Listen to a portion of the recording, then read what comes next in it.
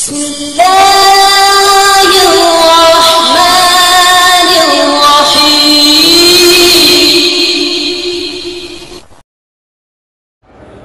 خانہ کعبہ کا غلاف کئی رنگ میں رہا ہے، سرخ بھی رہا ہے، سفید بھی رہا ہے۔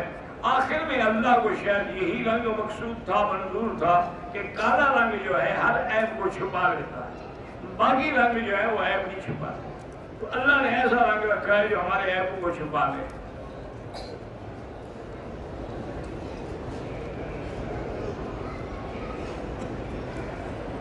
مجھے طلاق ہو گئی ہے، ایک میری بچی بھی ہے، میں چاہتی ہوں کہ اللہ والی بن جاؤں۔ رشتے بھی آ رہے ہیں لیکن میں نہیں کرنا چاہتی۔ جب شادی نہیں کرو گی تو اللہ والی کیسے بنو گی؟ اللہ والی بننے کے لیے تو دوسری شادی ضروری ہے۔ آپ بغیر شادی کیسے رہنا چاہتی ہیں؟ میں یاد رکھوں آپ کو، میری بیٹی عورت ہو یا مرد ہو، جو درود نہ پڑھے نا اس کے چہرے پہ رونق نہیں ہو۔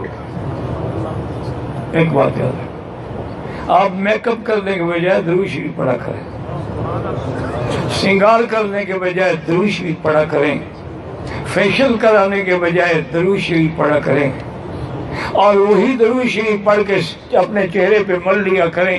ایک مہینہ عمل کریں، پھر پوچھنا اپنی بہنوں سے، اپنی بیٹیوں سے، اپنی سہیلیوں سے کہ اب تمہیں میرا چہرہ کیسے نظر آتا ہے۔ اور ایک وظیفہ بھی میں بتا دوں، اللہ کا نام یا جمیل یا جمیل یا جمیل جملنی وعدم جمالی۔ اور ایک آسان سا عمل بھی بتلا دوں میری بیٹی، جب سیڑھیاں چڑھو اوپر تو کہو اللہ اکبر، اترو تو کہو سبحان اللہ۔ بس اسی سنت پہ عمل کر لو، انشاءاللہ جنت مل جائے گی۔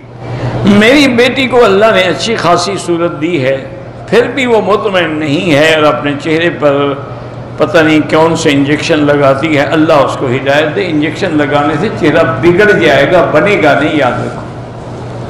یہ آج کل جو انجیکشن ایجاد ہوئے ہیں نا، وقتی طور پہ آدمی کو لگتا ہے کہ میرا چہرہ اچھا لگ رہا ہے، لیکن انجام کار یہ ہوتا ہے کہ چہرہ ایسا خراب ہو جاتا ہے پھر کوئی دیکھنے کے لیے بھی تیار نہیں ہوتا۔ ان سے آپ احتراز کریں، ان سے آپ بچ جائیں، اور اللہ تبارک و تعالی نے جو آپ کو شکل دی ہے اس پہ خدا کا شکر ادا کریں۔ ویسے اگر آپ کو بہت زیادہ اپنے چہرے کے بناؤ کا ضرورت ہے تو زیتون کا تیل اور بادام روغن، بادام کا تیل مکس کر کے رکھ لیں، وہ صبح و شام چہرے پہ مل لیا کریں، اسی سے سب کچھ بیوٹی ہو جائے گی۔